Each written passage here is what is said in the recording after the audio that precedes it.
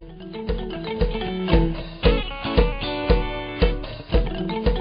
I'm Ren Whipple from Box of Light. Now in this first video, we want to talk to you about how to set up your camera for stop action animation. Now you have two choices basically. You can shoot across or you can shoot down. And what you want to do depends upon what you're doing in your film.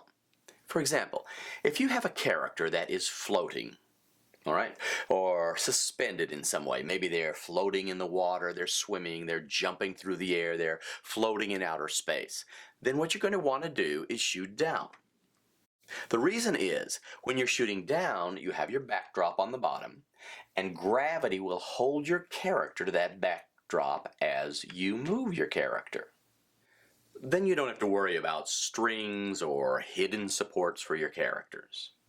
If, however, your character's solid, let's say it's Lego character, let's say maybe you have clay or something with an armature, that's the internal structure that supports a character.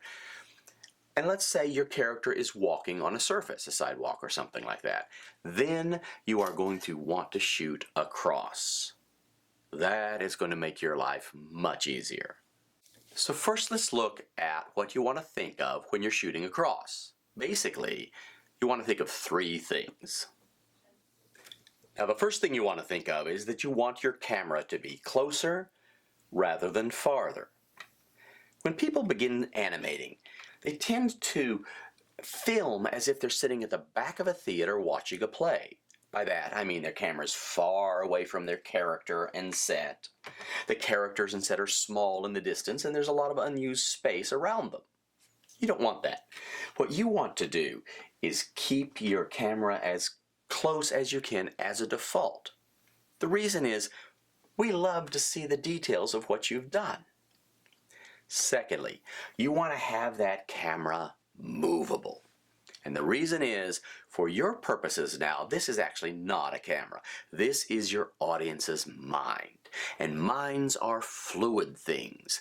They zoom in, they pull out, they follow things that pass through their line of vision, they zoom in again to pick up something of interest. All right, so you want to be close and you want to be movable. Secondly, you're going to want to angle your camera just a bit. You can put it up on a book. The kickstand works well as well. That gives a nice little tension to your film, and also you can see the ground and you can also see the backdrop. Finally, tape that baby down. By that I mean, you want to be sure that your camera does not move. You want to be sure that your set does not move. Unless you are making a film about an earthquake, you want to be sure that everything is locked down. I have seen young filmmakers wail and rend their garments in grief when the shake that was there when they made their movie at 54 viewings still hasn't gone away. So you're going to keep your camera close, you're going to shoot at an angle, and you're going to tape everything down. Now when you're shooting down, again, three things. First of all, you want to be as close as possible, again. Second, you want to support your camera. Beginning animators tend to hold the camera above their subject and click away. But, you breathe, your muscles twitch, the camera moves, your film will be shaky, and your audience will get motion sickness. Use a structure. Now you could just stack books and put rulers across. We've created this handy-dandy PVC contraption, which costs you all of what? $5? We have directions for this.